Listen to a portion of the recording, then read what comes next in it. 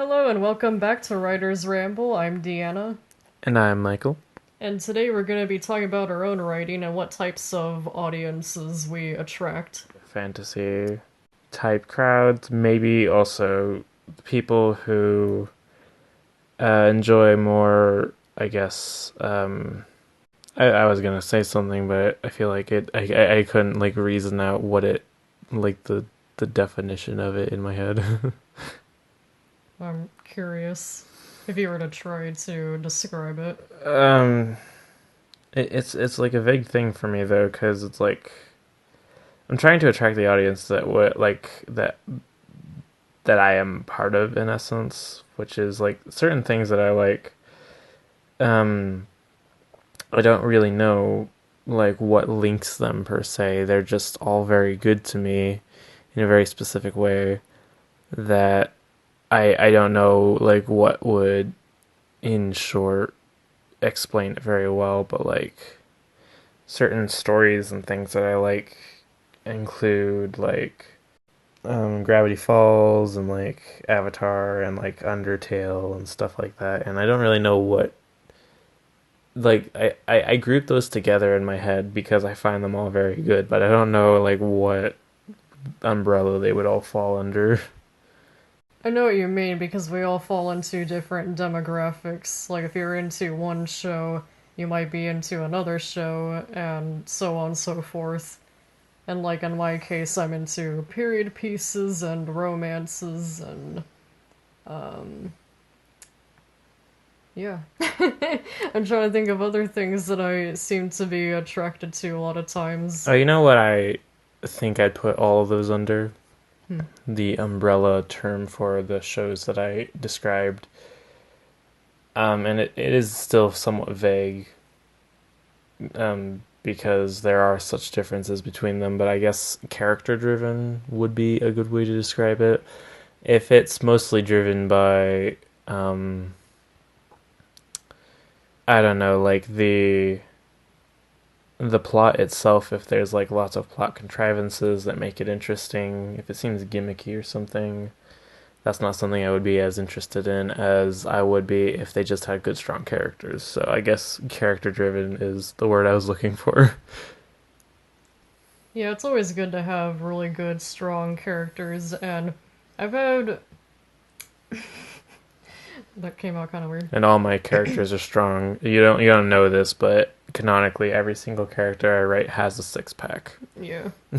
huge biceps, at least 34 inches round each, Can destroy a watermelon in between their thighs. They eat a bowl of nails for breakfast, and without the milk. obviously. Um, they got the tattoo on their shoulder that says "Mom." With like the arrow in the heart. Yeah. Yeah. Welcome to the Salty Spittoon. How tough are you? I would be a weenie hut junior. Wasn't there at one point like a Weenie Hut Junior Junior? Or am It I was like thinking wrong? super weenie hut. Super Weenie Hut Junior. How could you get this wrong? This was I'm our sorry. childhood. I have disgraced the name of Sponge Robert. You really have. Get out of my sight. Anyway. I feel like I'm just really drawn to stories that have a really good emotional message, like sweet messages or very human type messages. I don't know if that makes sense, but it's like maybe You like your story to have a moral to it, maybe? I don't even know if that's necessarily it, Or but just something feel good? um Or maybe wholesome? I think a better example, like we watched Perks of Being a Wallflower not terribly long ago, and I just liked it was like really touching and emotional, and I liked that connection of it's kind of like we're all human. I mean, he had some serious trauma in his life, but it's like you could see how things like that could really alter your life, and I just wanted to give him a big hug. And I think messages like that really get to me, and So it's like if it touches you personally, that would be something that you would enjoy. Yeah. That's kind of hard to describe, isn't it?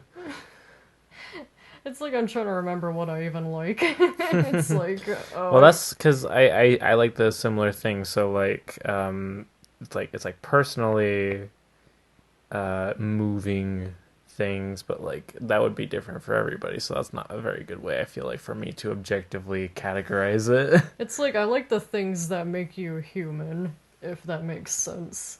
Like having skin. Thought you were gonna say sex. If you're a virgin, you are not a human, I guess, It's like according to you. you're just a robot. Sorry. I don't make the rules.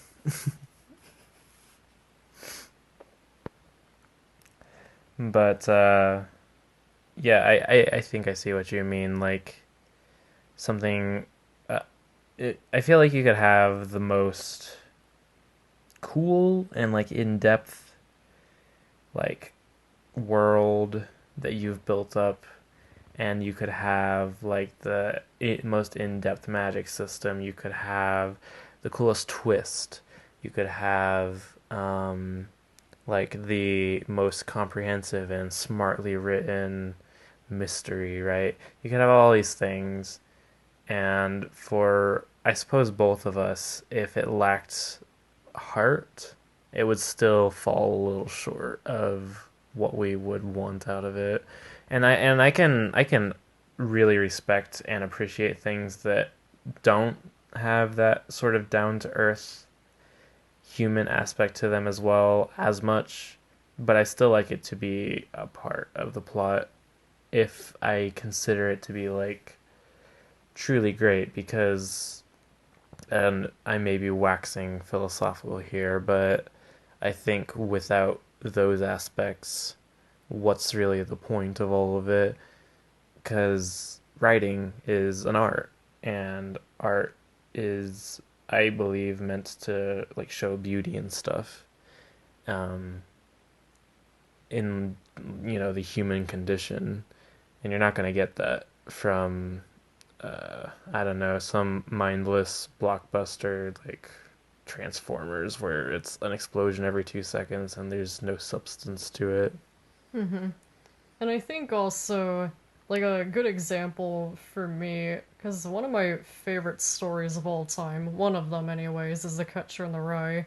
And when you look at what actually happens in the plot, he's mostly just kind of wandering around and not really sure what he's doing with his life. But for me, I love the story so much just because we get into his head and understand his viewpoint of things, and that's what makes it interesting for me.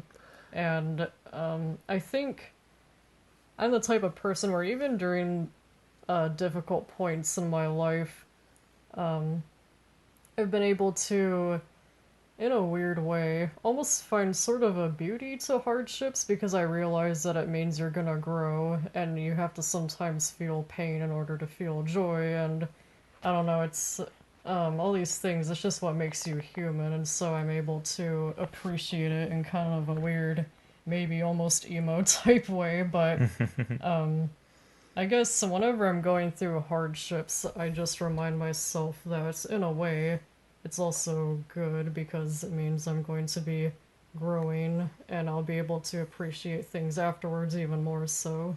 I And think I like it when stories, are able to basically portray the same message. yeah, I totally agree with you.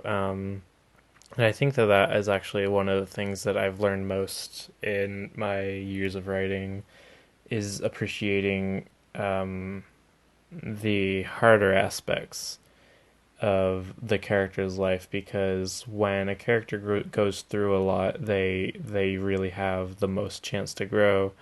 Not trying to sound like an old record here, or a broken record rather, but going back to the example of Zuko, just because he's such a good example, um, I just feel like he is very much an archetype in the sense of a character who um, is very stubborn and strong willed at the beginning. You wouldn't expect him to grow and change very much. He's like planted in his ideals and beliefs firmly. Um, but then he's forced by, plot reasons, various plot reasons, to undergo various hardships over and over and over and over and over again throughout the story.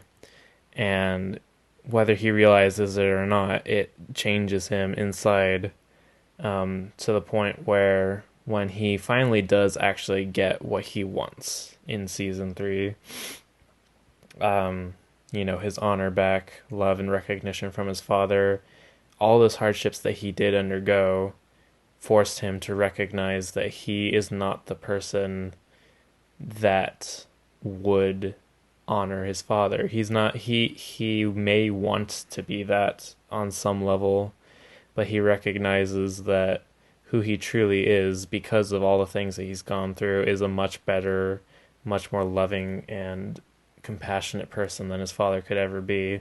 And he recognizes that his destiny was never to, uh, be who he thought he was always going to be. And that was mostly due to all the things that he had to experience, um, that were like the worst parts of his life. You know what I mean? Mm-hmm. And I think it's beautiful, really, to actually see that character arc, and I think they did it in a way that was pretty believable and felt very human.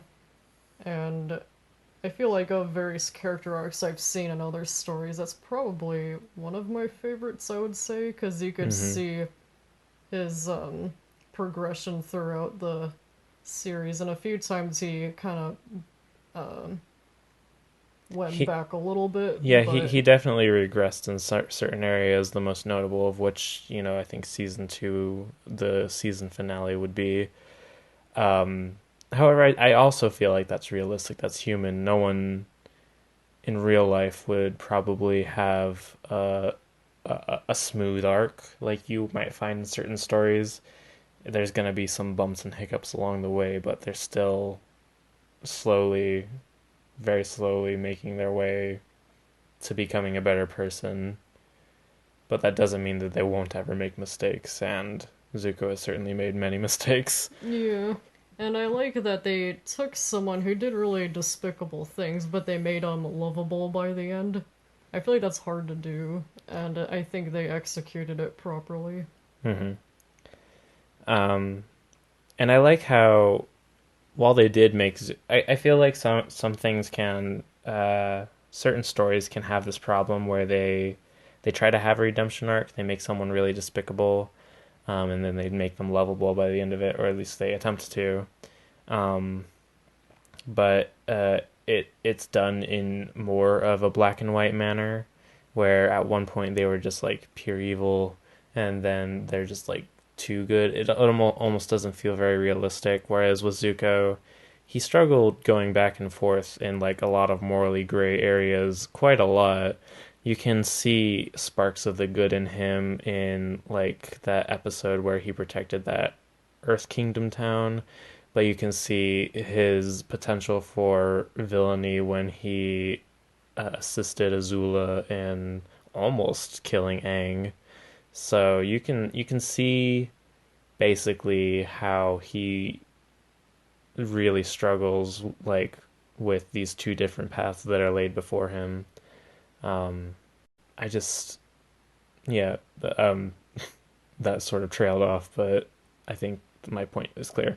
I'm going to say right now, right here, that I'm gonna try to avoid talking about Zuko in the future because I feel like I've talked this point to death. Well, he just make he. I would just say he makes for good illustration for various points. So I mean, go ahead and use them all you want. I just feel like I'm gonna try at the very least to give more variety in the talking points because Lord knows I have really uh, beaten this horse to death. I don't have any specific examples for this one. I've just noticed, like, in certain, maybe like novels that I read, or even certain movies, I feel like it's most common in like chick flicks or certain romances where maybe the love interest did something rather upsetting, like maybe they're a player or they cheated or something happened. And then at some point, they're it's like the main character just forgave him or something, but it seemed like it wasn't really properly resolved. But it's like the readers are expected to just accept this person, and I'm like, when was I supposed to forgive you? It's like I don't like it when that happens, and so I prefer when there's a more realistic. Uh, how do I explain this? I just like it a lot like more. if they had more realistic reactions as a character, because I mean, if you're a real person, you'd probably be like, "Hey, why did you do this thing?" Why'd And you sleep with my mom? yeah, and as a character, they might like brush it off, and it's like that does not seem very realistic. I wouldn't say. Yeah, no. As less of a romance aficionado, uh, in comparison to you, what kind, do you think you could give an example of something like that? Well, and that's why I said I didn't have a specific one, because frankly, I don't remember the titles of them because I didn't like them. Oh, okay, so There was one movie that comes to mind, but I can't remember the title of the movie. I just remember, um, did it have Jennifer Lopez in it? Maybe I can't remember, but I mean you wouldn't know if you didn't watch it with me. But I just remember in one of those movies, the love interest was definitely a player. And gosh, it's been ages since I watched it. I was kind of young. I think I was like maybe early teens or maybe pre-teens, and I watched it with my grandma because she also really likes, romances, but she tends to prefer. Wow, that came out weird. She tends to prefer chick flicks, while I normally don't like them because they feel kind of shallow in a way. Like, it feels like the characters are more apt to just kind of sleep around, and I don't know. That's just not really the kind of romance that I like personally. But it seems like this character was a bit of a player. And at the end of the movie, my grandma's like, "Oh, did you like it?" And I was like, "He was a player." And like, she thought that was really hilarious for some reason, and I was confused. And I was like, "What? You approved of him?" I don't understand. yeah, I feel like most specifically like rom-coms have the issue of because they're in general, I would say, like realistic, like set in real life, because I guess that's you don't need to have some sort of crazy fantasy setting in order for it to be a rom-com. And it's probably cheaper to have it just set in the real world, modern day, yada yada yada. um but because of that, they deal with mostly real life issues, but in a somewhat comedic way. Um, and so I feel like they have the most potential for taking what could be a genuine, real problem in a relationship and making that funny. Sort of like, undermining the importance of certain things within, romantic relationships for the sake of a joke, which would kind of lead people watching it to believe that it's funny when people cheat, or I mean, that's a pretty extreme example, but something along those lines. It's funny when your date lies about where they were, uh, for various reasons. Insert romantic comedy, uh gag scene reason here. And I think that's why I'm not a huge fan of them, because it feels like they're romanticizing or just poking fun at things that would make for a really bad relationship, but Yeah, like, they they portray in a good lighting. It's like, no, you're gonna confuse some younger girls out there, or even grown women, but yeah, like you've often said in the past, you feel like at the end of those types of movies, it would be shocking if realistically they like stayed together. yeah, I kind of get the feeling, I would say like 75% of the time or higher, they probably broke up at some point shortly after. Although, coming from a different angle than you would with romance, I would say that certain tropes that seem sweeter in romance movies are also just as unrealistic as rom-coms. Um, no, I'm not going to get into that. Is it about Twilight? Just, you know, the entire character of Edward as a character. You saying a guy like him can't exist? Yes. Not the sparkles, no. I'm not even talking about the vampires or the sparkles or anything like that. You think he's too edgy, dark boy energy? No, not even that. Well, I mean, no, there are people like that who exist, so I'm not saying that's unrealistic. What I'm saying is unrealistic is he was written by a woman, and you can just tell because all of his answers to Bella's questions and all of his responses are like the exact thing that a woman would want to hear, which is just not realistic at all to what a man would actually say. Which is why women love reading them. It's like men love to watch, action movies with all the explosions. It's not realistic, but it's a fantasy. Yeah, it is a fantasy, which is, I guess, my main problem with it. Which is why we read it to escape, disappointing reality.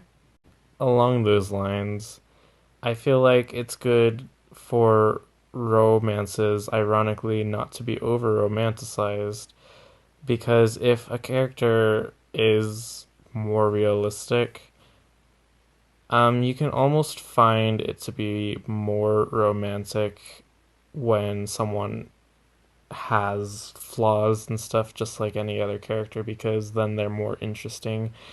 And with someone with their own problems and things that they have to deal with, if they can, overcome that for the sake of love, I find that almost more romantic than a character that's just already kind of more or less perfect I when it don't, comes to, like the emotional side of romance.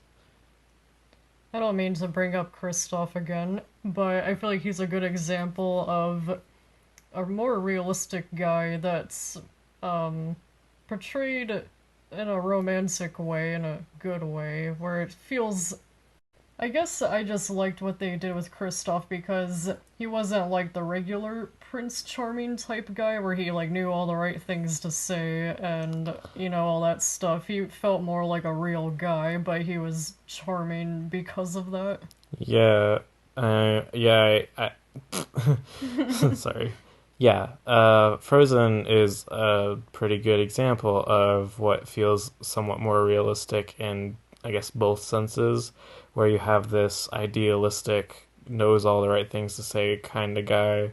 He seems perfect by all standards, and then they sort of flip the script and he's the villain at the end. And then you have this guy who's rough around the edges and, is kind of like almost the opposite of what you'd expect from like this is the perfect man, but then he becomes a better man because he wants to be a better man for Anna, and I think that's nice. There's definitely a lot of other stories that have done that, so I'm not saying that it's anything new, but I think that that is a better message and a better story overall than, well, Twilight. It's like, don't you know Frozen is the only story to do this and this and this? No other story's ever done it before. All hail Frozen. All hail our Disney overlords, praise be the mouse. I feel like kind of getting back to the original topic of what kind of readers we attract. Um, it's kind of funny because I write fan fiction, and because of that, I can see people like where around the world they read it, which is really interesting, and I can see like their reviews and all that stuff, and I can kind of get an idea roughly how old they probably are, just based upon how they review or whatever. And I kind of get the impression from my story, especially with my first story, because I was young when I started it. Frankly, I was like 14, and I was like, I'm gonna post this story to fanfiction, and yay! and and it did. I feel like surprisingly pretty good. I feel like it really should have gotten a lot more hate. I'm kind of surprised it didn't, but You're your own worst critic, though. Um, I feel like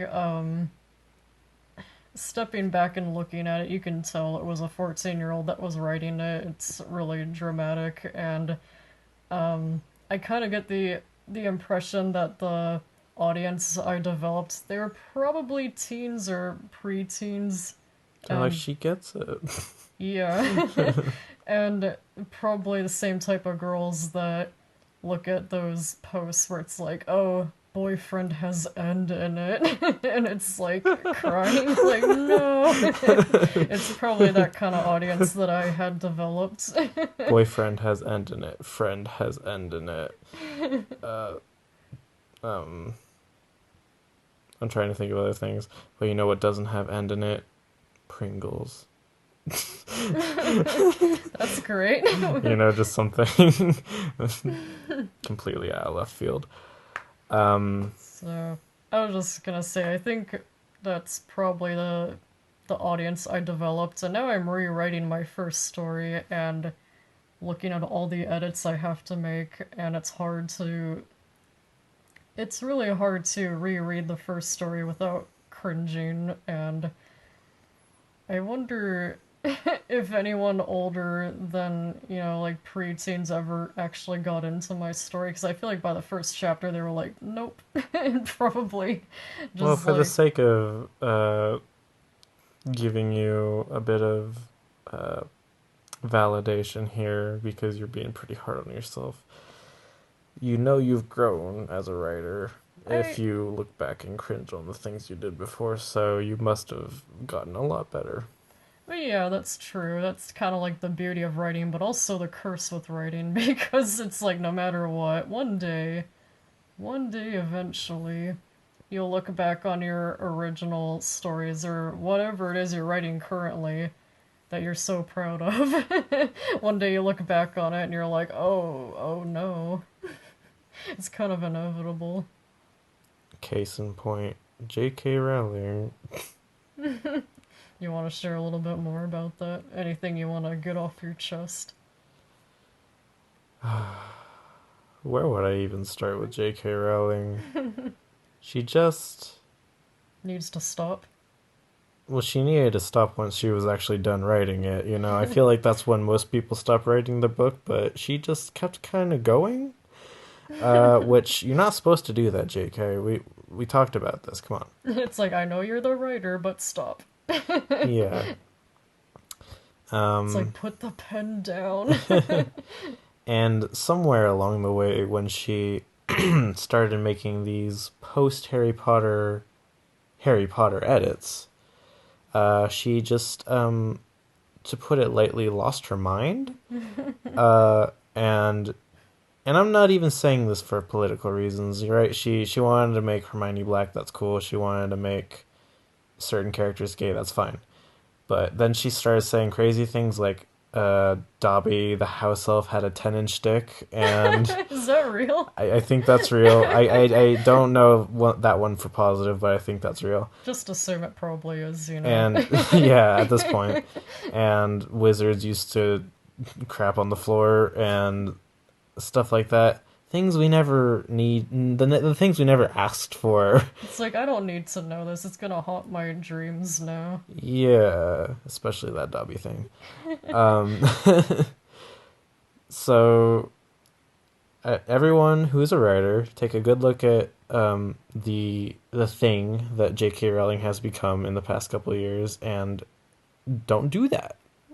She is the peak example of a cautionary tale, if ever I've seen one, with writers not overthinking their own work.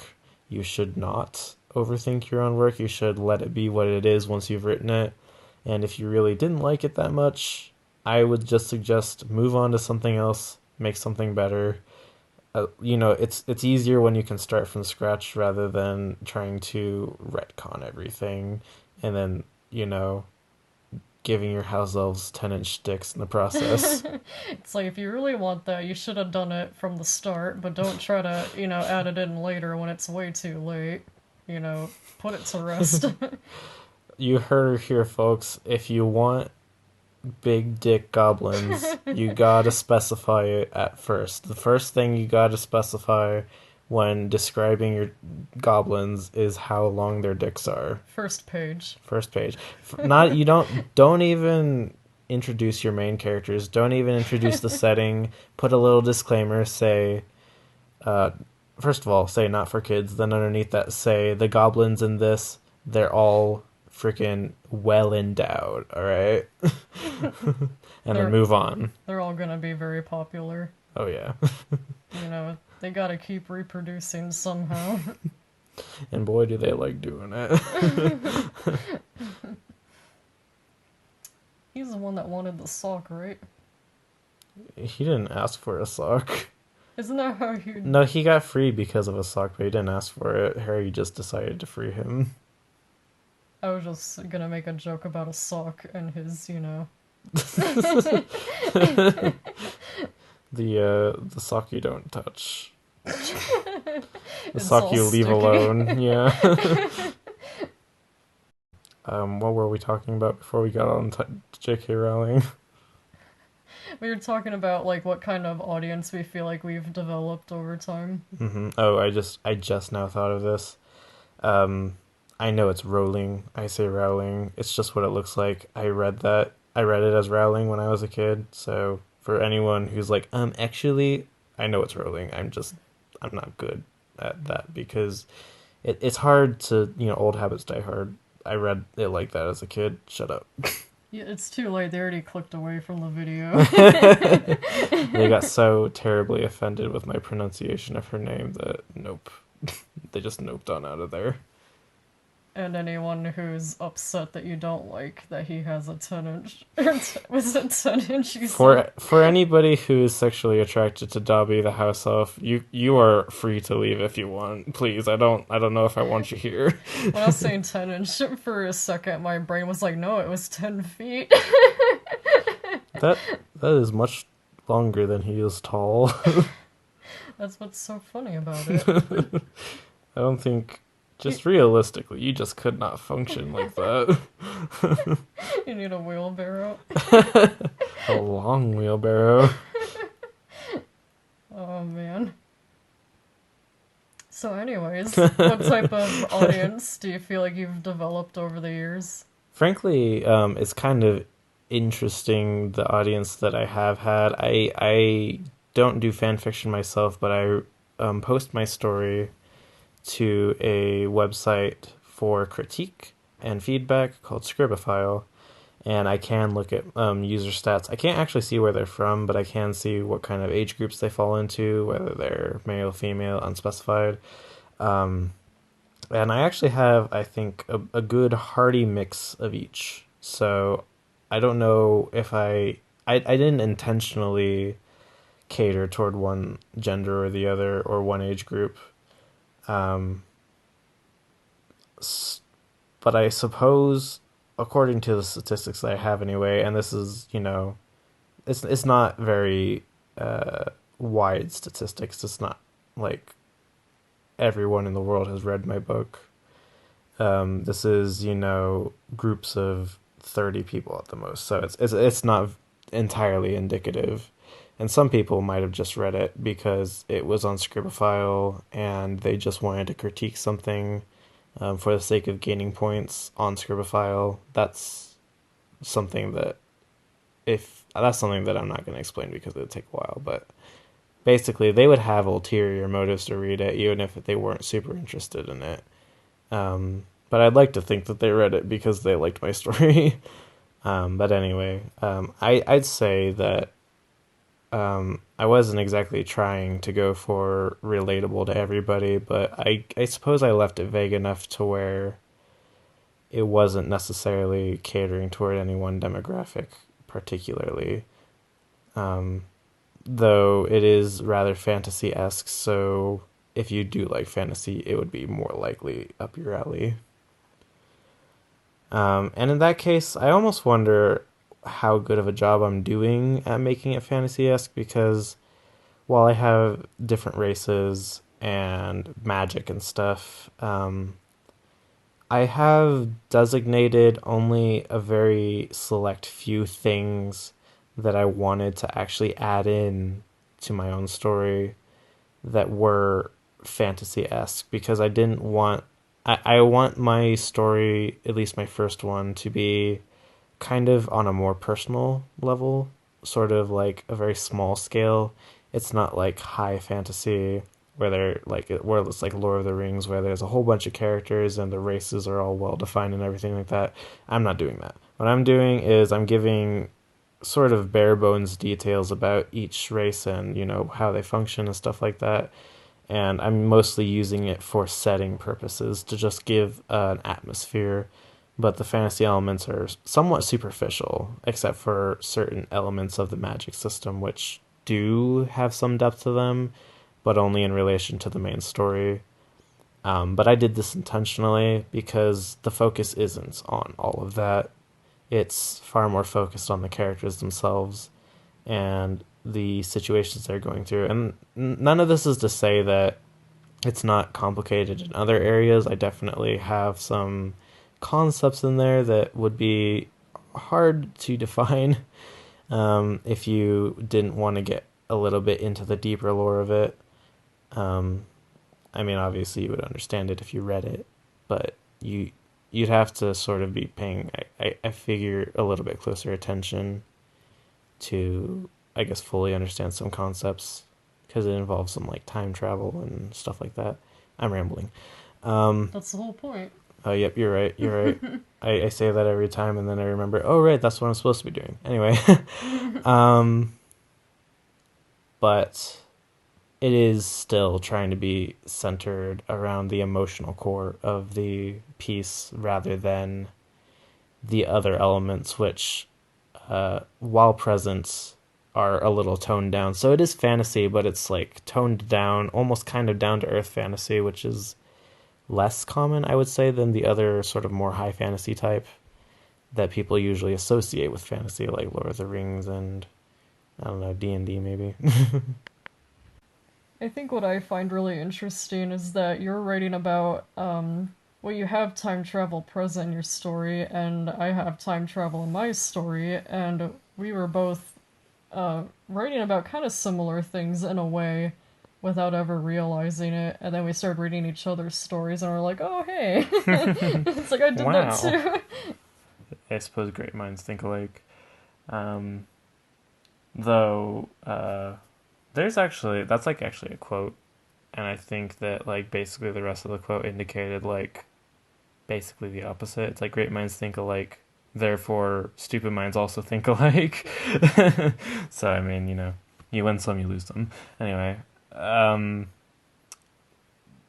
though I mean, if anyone were to read both of our stories, they'd find that they're very different in tone and just in general how they're structured and whatnot. So there are certain aspects that definitely seem familiar, but if you're expecting like two very similar stories, just don't expect that.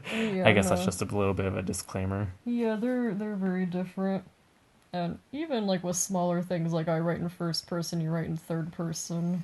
Yeah, I was actually going to mention that earlier. You mentioned while you were explaining what you like about the Catcher in the Rye and how it like gets in their head. That's actually not something that I am as interested in myself. Like getting in the head of other characters. I still think that I like character focused things, but like the I guess psychological aspect of it is something that I am not quite as into as you are. Well, I am majoring in Because psychology too. yeah, I was gonna mention. Um, tell me, explain to me just as best you can, in short, why you find trying to really get into the head of a character as fascinating as you do.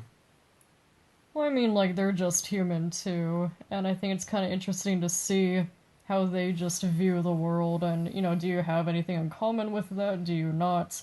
What's really, what I find interesting is that I haven't read a story that was in first person that I didn't enjoy. I've always enjoyed a story if it was in first person, even if like the premise wasn't interesting at all to me. It's just like I'm able to somehow connect to them, even if they're very different from me. And I just like to see how they view things, and I almost feel like I learn a little bit from them because of that. And then maybe if I had an opinion of something at one point, when I look at it from their perspective, it makes me just view it a little bit differently. And I guess it kind of feels like it changes me a little bit. Kind of like, um, I feel like a lot of readers would relate to the idea of kind of almost adopting uh, maybe different aspects of a character's personality into your own. Not always, but if you really connect with the character, you might do that, and I can kind of relate with that, and maybe that's why I like first person stories. I just like getting into the heads of other people. And that's not something I guess I could relate with too much, but I can understand why you would want to. Um, I feel like, in comparison to you in that aspect, I almost feel rather heartless in comparison. Um, because for all my grand talk of like, I really like characters, I like, things being character centered, I like making sure that they feel three dimensional and fleshed out. For all that talk, compared to you, I come at it from a very cold and distanced approach, I suppose. Because while I do really enjoy creating good characters and I like reading and watching good characters, um, I feel like I think of it too much like a writer, where to me they're still kind of just characters, and I'm almost the entire time um, thinking like, why is it that the writers wrote this character this way?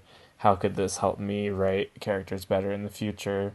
Which, I feel like those are good things to think, but at the same time, thinking like that just doesn't allow me to, I guess, feel as connected to those characters as you would.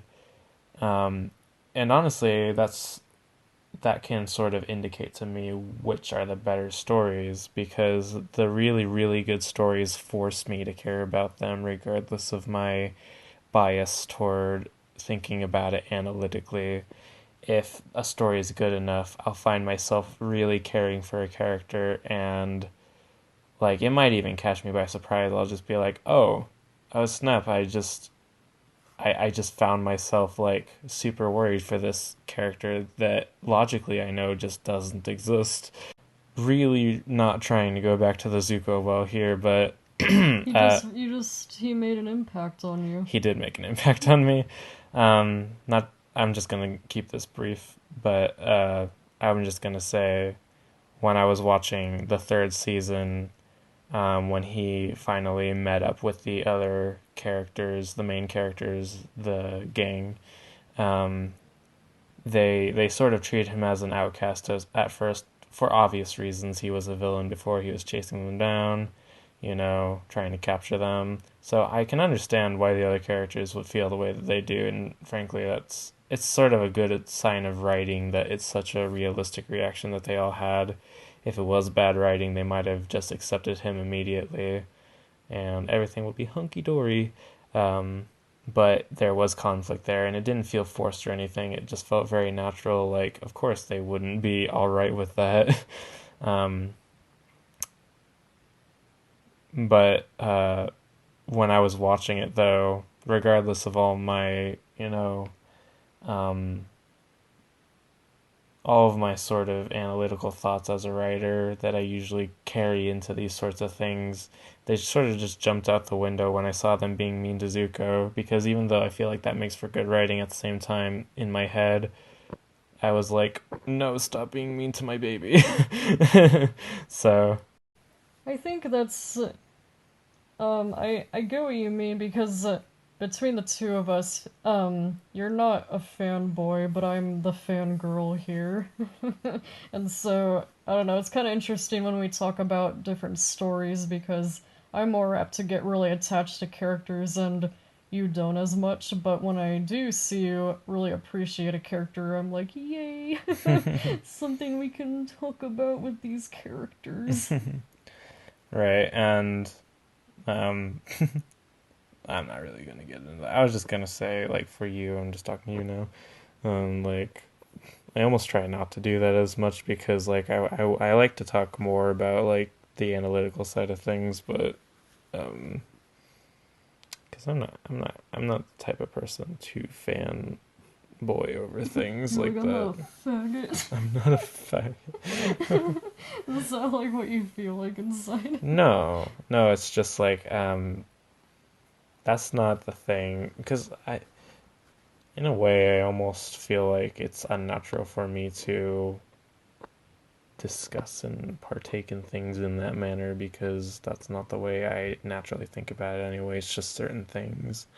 And even when I am fanboying or whatever, I still come at it from an approach where it's like, I like it for this and this and this reason, and you know, here are my arguments as to why I think it's good. And it's like not so much just like, I just think they're neat.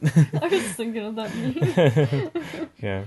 Well, I feel like I have pretty good reasoning for why I like my characters. Yeah, but ultimately, I feel like the difference is for you, it boils down to I just like them. They're really cool. No, I just No, said I'm not it's saying. not because of No, that. I'm not saying that like there's no logic in it, but like ultimately, I think like the first and foremost reaction from you is like emotion. So like that's what's mainly leading your judgments in that situation. And then you think later as to why you like that, but like No. first and foremost you're thinking like I just like it, and then like later on you're like, ah, yes, this is the reason why. No, it's like I take in like what's happening to the characters or what they're doing or whatever, and you know, maybe in my head unconsciously I'm like analyzing that. And then by the end of it, I either like or dislike them or whatever. Yeah. So I'd say probably what we prefer in stories, um, not only obviously reflect in our stories, but also it draws a similar audience. I'm more emotion based in that case. Being mm, being drawn to characters based upon whether I relate with them or whether I could empathize with them. And for you, you like I wouldn't quite say structure of the story, but I would say that um I appreciate what I find to be good writing in the various aspects of the writing, whether that's good characters, good pacing, good plot, consistency in the characters, etc., etc. Just all those various aspects that are more analytical and that that are more like the technical side of writing. I appreciate that. I would say an equal measure to the emotional side because I feel like knowing all of these details about like how you should structure a story, what you should do with characters, etc., is just me trying my very best to help heighten what I really want to make in my story, which is the more emotional side. So I am looking at it in a somewhat more cold and detached way, but that's just because I'm like dissecting it for what I find to be the best things about it so that I can try to then incorporate those best things into my own story. Um, because I want to make a good story. I mean, I do too. And I think the other points you made are also very important.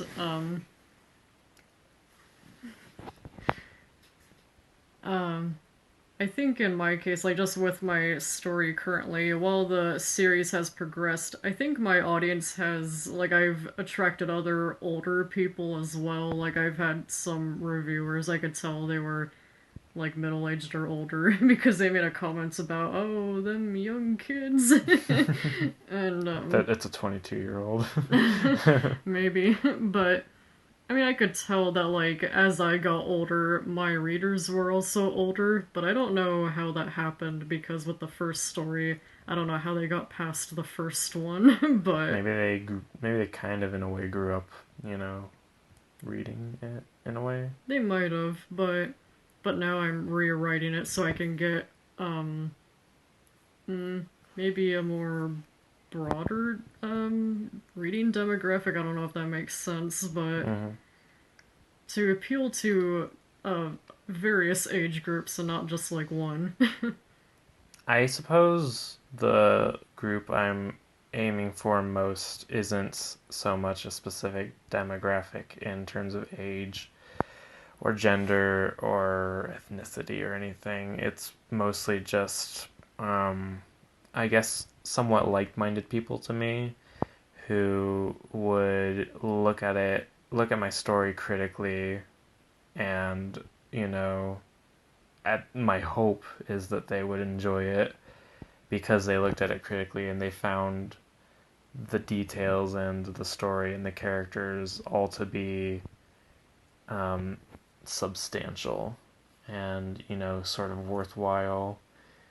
Um, so I guess the demographic I'm aiming to please is critics, I suppose. Although critics' jobs are to critique, so even if I did try to do that, they'd still probably find something to nitpick about. However, me being more of a critical person myself, I can understand where they're coming from if they did critique it, and I can understand, or at least I'd hope that I could understand why they're praising it if they were, because that's what I'd be aiming for, you know? I mostly write well, for me, when I'm writing, I of course want it to be good, and I keep a lot of things in mind of like what I should and shouldn't do.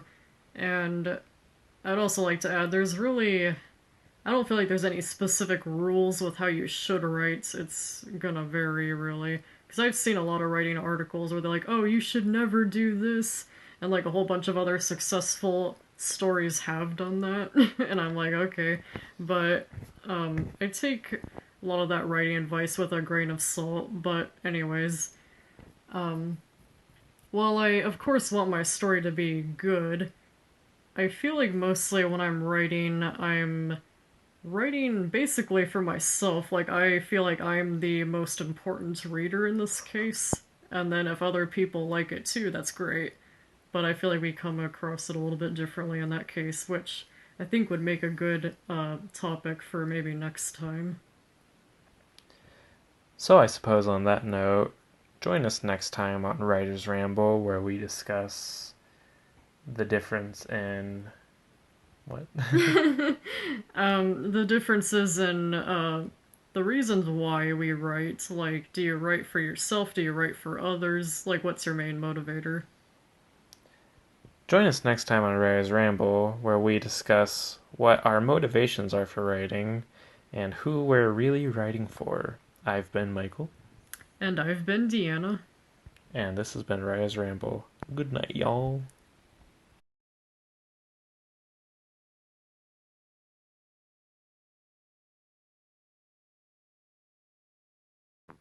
Welcome to the Writer's Ramble ASMR.